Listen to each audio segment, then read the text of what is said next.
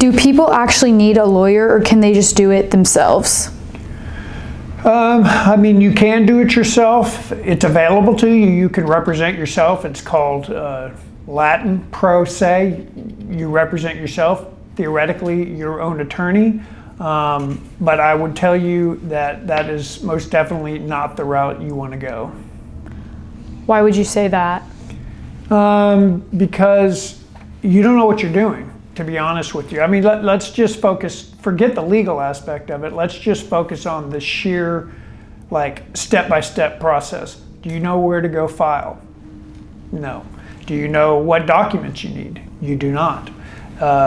Do you know that once you file the documents and you figure all that out, then what do? Do you know? I'm asking you, do you know? You don't know, right? And so that's just the basics. You don't even know how to do the basics. You don't say, oh, I need to have my appendix out. I think I'm just going to go into the garage and get a knife and take my own appendix out.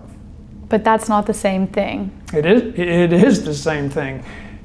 The decisions that you make in regards to your divorce are going to last for essentially the rest of your life. They're going to last till your children turn 18, quite frankly, beyond 18, 22, 25, 28, because you're going to have to deal with that other person. Financially, if you make the wrong decisions financially, it could cripple you for the rest of your life. I want to get this divorce over with, so I don't care about getting any of his retirement, has serious financial implications on down the line, and you need somebody on your side that's telling you those serious implications, i.e., how's this going to hurt me and what's this look like down the line? But what if we agree on everything?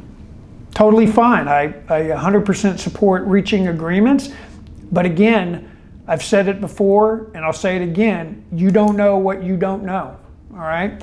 You don't know what you're entitled to. You don't know what you're not entitled to.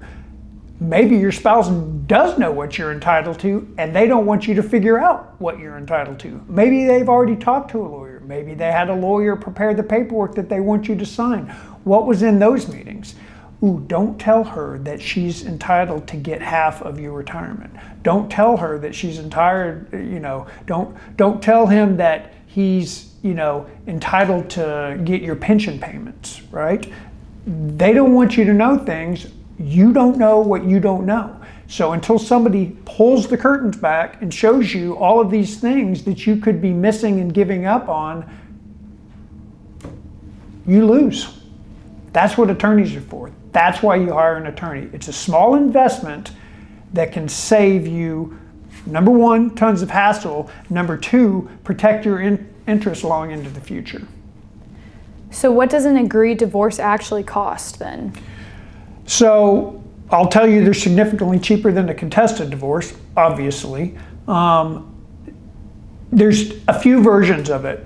You can go out and you can look online and you can find, LegalZoom, right? What is that? You buy the papers, they send you a blank template sheet, a one-size-fits-all sheet that isn't going to fit your situation. I promise you it won't. And you fill in the blanks, but you still got to file it. You still got to figure out the courthouse. You still have to figure all the procedural hoops that you have to jump through.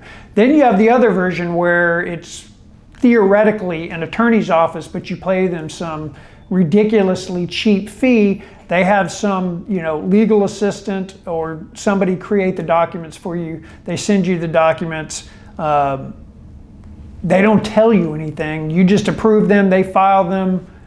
They get you a very generic vanilla decree without any instructions, without saying, hey, you probably need to rethink this position here. This isn't a good idea. Or if you did this, you have the right to ask for this. They won't do that, all right? And then there's us.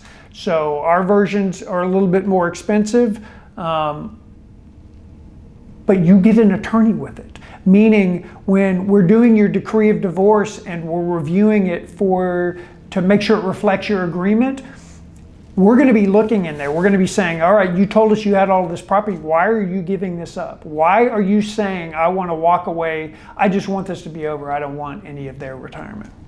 I'm going to push back.